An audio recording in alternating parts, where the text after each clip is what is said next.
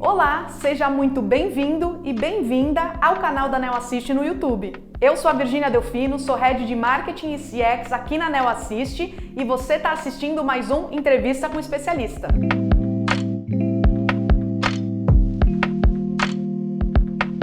E o tema de hoje é o novo decreto do SAC. A nova minuta está em discussão desde fevereiro de 2021 e teve o seu texto final aprovado agora no começo de junho. Antes da gente começar, eu vou pedir para você se inscrever no canal da Neo aqui no YouTube e também clicar no sininho para ativar as notificações. Assim você não vai perder nada do que a gente lançar por aqui. Combinado? Nesse episódio, a gente tem a honra de receber o Rodrigo Tissot, que é sócio da BGT Advogados e especialista em defesa do consumidor. O Rodrigo já esteve aqui com a gente também falando sobre a nova lei do SAC, e se você não conferiu o webinar que a gente conversou sobre isso, a gente vai deixar o link aqui na descrição do vídeo. Olá, Rodrigo! Em nome da Neo Assist, eu quero agradecer você por estar em mais um vídeo com a gente e gostaria que você se apresentasse para o pessoal conhecer um pouco da sua trajetória profissional e das suas especializações. Virgínia, gostaria de te cumprimentar, a equipe da Neo Assist e toda a nossa audiência. Eu me chamo Rodrigo Tissot, sou advogado baseado em Florianópolis. A minha graduação foi feita na Universidade Federal de Santa Catarina. Fiz especialização em Direito Empresarial na Fundação Getúlio Vargas de São Paulo e atualmente sou mestrando em Direito pela Universidade Federal de Santa Catarina e o foco da minha pesquisa é em responsabilidade civil de consumo. No nosso escritório, nós atuamos principalmente com empresas, com um foco numa atuação preventiva para evitar conflitos e gerar aí maior recorrência de consumo. Então, a adequação às normas e decretos é fundamental para isso. Seja bem-vindo, Rodrigo. E a gente vai falar sobre a minuta, do novo decreto do SAC, que foi aprovada no dia 29 de abril de 2021 pelo Conselho Nacional de Defesa do Consumidor. Uma das novidades desse novo texto é a criação de uma ferramenta que vai avaliar a efetividade do SAC, do Serviço de Atendimento ao Cliente. Rodrigo, muitas empresas ainda não perceberam a importância de resolver de fato o problema dos clientes de forma rápida. O que você tem a falar pra gente sobre a importância de deixar o consumidor satisfeito e não só atender, e sim resolver o chamado ou o questionamento dele? Bom, Virgínia, coincidentemente, essa minuta do novo decreto ela foi aprovada no dia em que nós estávamos fazendo o webinar.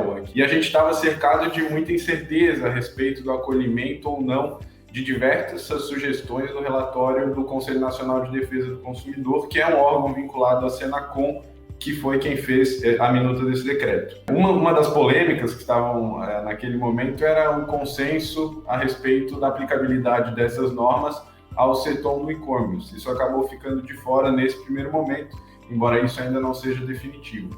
Mas para contextualizar a lógica desse decreto e essa mudança de percepção a respeito de velocidade no atendimento e resolutividade, é importante a gente falar que esse decreto de 2008, que é o decreto que está em vigor, ele responde ao paradigma do tempo de resposta e não da resolutividade. Então isso para a época foi positivo, porque na época as ligações para o serviço de atendimento não eram nem gratuitas, não havia obrigação de gravar as ligações, não havia nem sequer obrigação de responder com agilidade. Contudo, o perfil dos consumidores foi mudando com o tempo, seja pelo maior acesso à conectividade, seja pela sensação de insatisfação em relação ao atendimento, e hoje há um novo patamar de exigência dos consumidores quanto aos serviços prestados, especialmente os regulados, que são esses que estão abrangidos pelo decreto.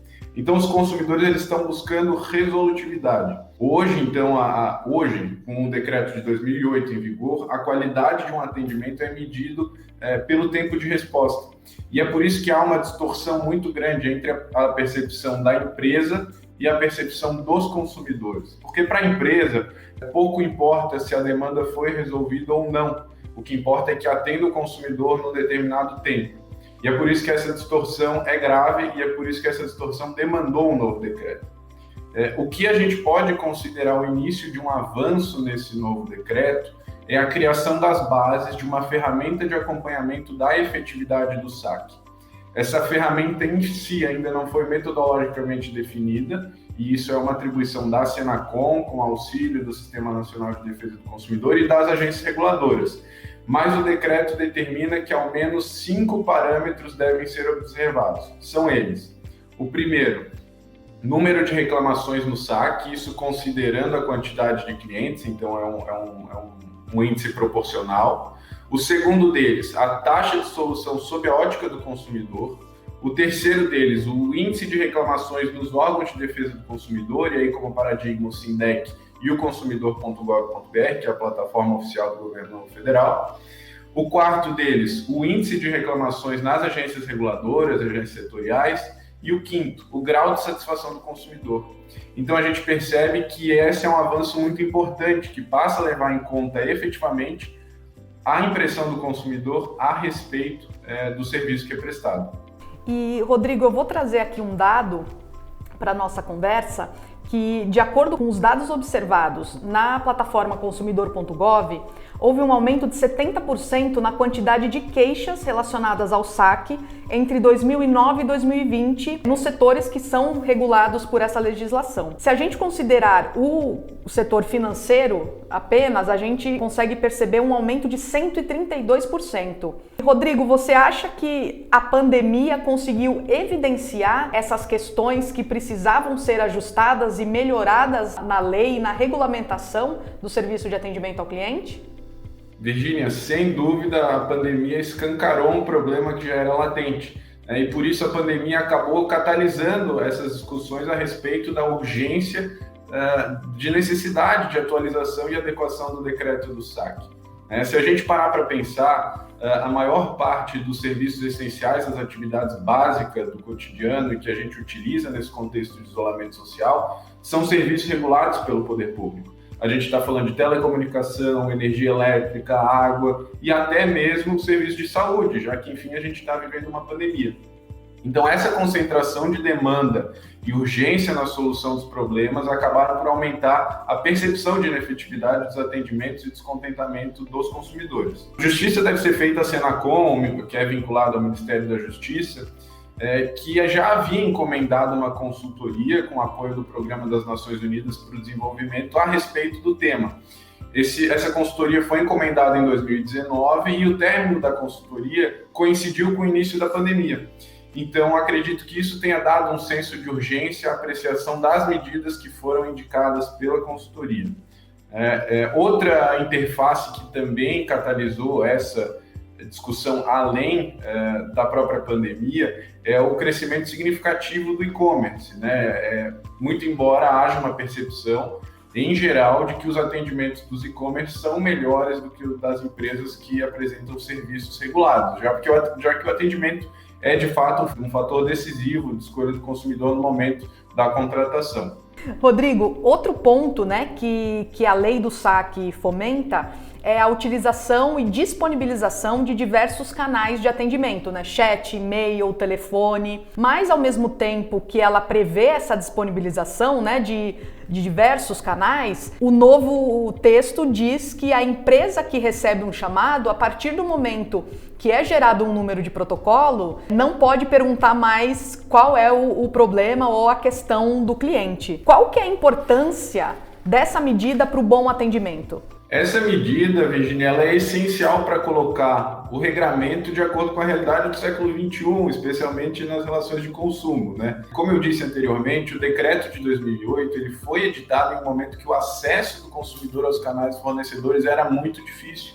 No mais das vezes era inviável. Hoje, a relação dos consumidores com a tecnologia e com os próprios fornecedores foi modificada. Nesse contexto de maior acessibilidade, há uma demanda dos consumidores por atendimentos que possam ser mais ágeis, como aplicativo de mensagens, via site, chat, enfim, existe uma miríade de opções para os consumidores comunicarem com os fornecedores. A minuta anterior do decreto, que sofreu algumas modificações, fazia inclusive menção expressa ao termo omnichannel. Esse termo foi suprimido na minuta final, mas o artigo 4º prevê o atendimento 24 horas, 7 dias por semana, por meio de ao menos um dos diversos canais de atendimentos integrados. O decreto ele não determina quais são os canais obrigatórios, à exceção do telefone, mas conduz a uma conclusão lógica de que estes devem ser tantos quantos forem suficientes ao adequado atendimento dos consumidores. O decreto também determina o histórico unificado e obrigação de não repetição da demanda, que foi o que eu acabaste de mencionar. Isso uma vez criado o protocolo. Isso é um passo fundamental para sanar uma das maiores insatisfações dos consumidores, que é o baixo índice de resolutividade, né, e aquela necessidade de reiterar a demanda a cada novo contato, sem que haja qualquer controle.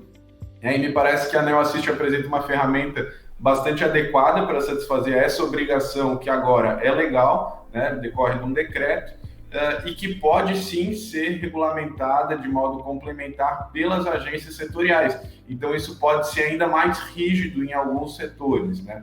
E isso significa apresentar e fornecer um atendimento integrado, eficiente e, mais do que isso, rastreável.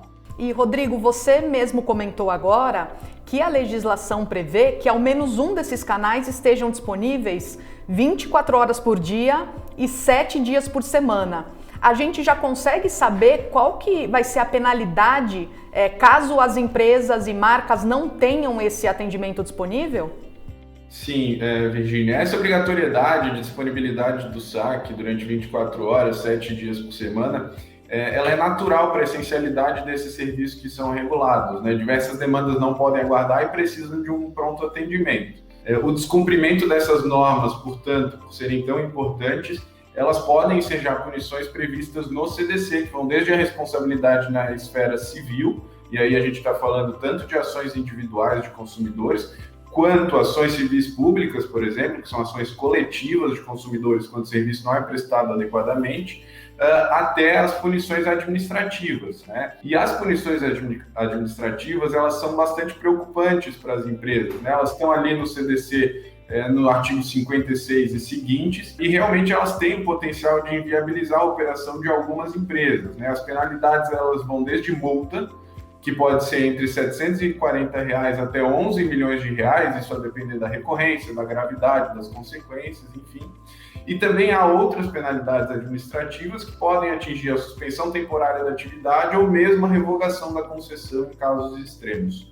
Só para a gente ter uma ideia de como vão funcionar os próximos passos dessa nova legislação, o texto do dia 29 de abril, que foi redigido e aprovado, vai ser submetido a análises técnicas do Ministério da Justiça. Posteriormente, ele vai para a Casa Civil e, ao final, vai ser submetido à aprovação e sanção da Presidência da República. Mas a ideia é que todo esse processo aconteça ainda em 2021. E aí, Rodrigo, a pergunta que eu tenho para você é, a partir do momento que esse decreto for aprovado, qual vai ser o prazo possível que as empresas vão ter para se adaptar a todas essas mudanças e legislações? Virgínia, a gente precisa destacar, então, como esse trajeto de aprovação legislativa, de decreto que tu mencionaste, algumas pequenas modificações ainda podem ocorrer nessa minuta, mas a essência das normas ela já está posta. Então, é importante que as empresas já vão se adequando a essas normas da minuta, e o prazo estimado para adequação, ou seja, para punição dos eventuais descumprimentos, é de 180 dias após a publicação do decreto. Então, é preciso que as empresas já comecem a se adaptar para não perder tempo e estarem sujeitas a multas, né? Rodrigo, eu quero, em nome da Neo Assist, agradecer a sua participação mais uma vez aqui, dessa vez no Entrevista com o Especialista, e tenho certeza que daqui para o fim do ano, no ano que vem, você vai estar de novo com a gente. Virgínia, gostaria de agradecer novamente o convite e parabenizar a Neo Assist por estar na vanguarda das discussões a respeito desse tema que é tão importante, né? Tem sido um prazer poder contribuir com esse debate sobre esses temas que envolvem os consumidores. Obrigada, Rodrigo. Muito obrigada por ter assistido mais um vídeo aqui no canal da Neo Assist. E para quem ainda não sabe, a Neo Assist é uma plataforma de atendimento omnichannel de verdade. O que isso quer dizer? Que o seu cliente entre em contato com a sua empresa ou com sua marca pelo canal que ele preferir e você consegue proporcionar uma experiência única. Quer saber mais? Então acesse o nosso site neoassist.com e também siga a gente nas redes sociais: Facebook, LinkedIn, Twitter e Instagram. Curte o vídeo, se inscreve no canal e ativa o sininho. Te vejo no próximo!